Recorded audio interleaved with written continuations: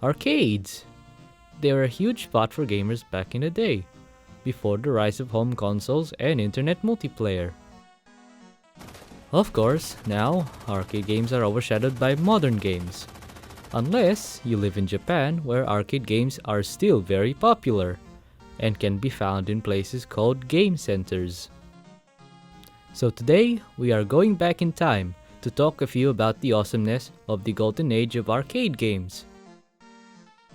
A few, because as it happens, we actually own an arcade machine, but only has a few games on it. First up is Space Invaders. Space Invaders was made by Tomohiro Nishikado in 1978. Space Invaders was inspired by the novel War of the Worlds and the film Star Wars, which is why the enemies are aliens. The game's goal is to annihilate the approaching invaders before they reach you. Gameplay-wise, it is simple but very fun. Fighting for your life against these invaders is very intense, especially with the slow speed of your ship. The music also adds intensity with its music corresponding to the enemy's movement, and the faster the enemy moves, the higher the tempo goes as well. You might think this game is crappy, but in fact this sold hundreds and thousands in both Japan and America. In 1980, Namco releases their first ever popular game called Pacman. Gamers from now and then should know this munchy fellow. Pacman was based on the concept of eating, and the name was inspired by the Japanese slang paku paku, which is the sound you make when you eat food. Imagine hearing paku paku. That's what they thought. I guess you all know the game's mechanics.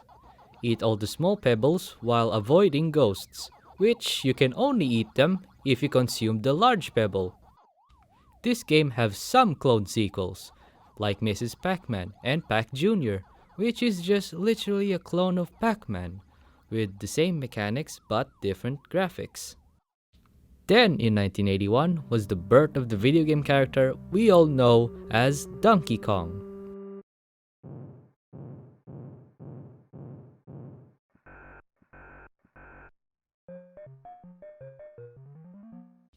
Donkey Kong was created by the famous Shigeru Miyamoto in Nintendo and is the first game to feature Nintendo's iconic mascot we all love and know, Mario.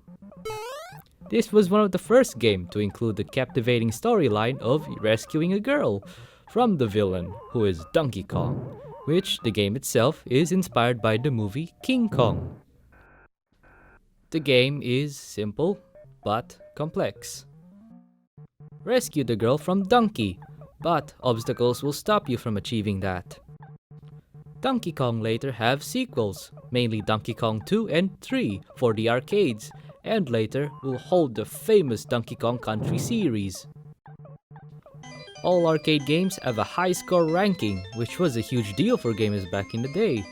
That satisfaction of being on top of the list as the best. Yeah! So, last but not the least, Yoshiki Okamoto's first game for Capcom called 1942. Yoshiki Okamoto was responsible for the game called Street Fighter II. The game incorporated Xevious' innovation, and in a way is very similar to Xevious, with its graphics and also its free movement. What also made this game remarkable is because the game was based on the event of 1942 in the Pacific, where you fly against World War II Imperial Japanese Air Force consisting of fighter planes and bombers. This game had a lot of sequels, mainly 1943, which was released on June 1987. 1943 was a step up to the series, where a lot of new mechanics are added, such as weapons pickups and fuel system where projectile damage causes you fuel loss.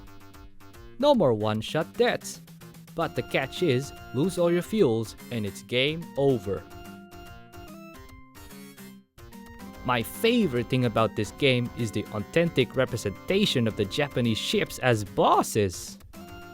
This is really a great game, And also, the game's difficulty progresses as you go, and trust me, they are very tough to beat.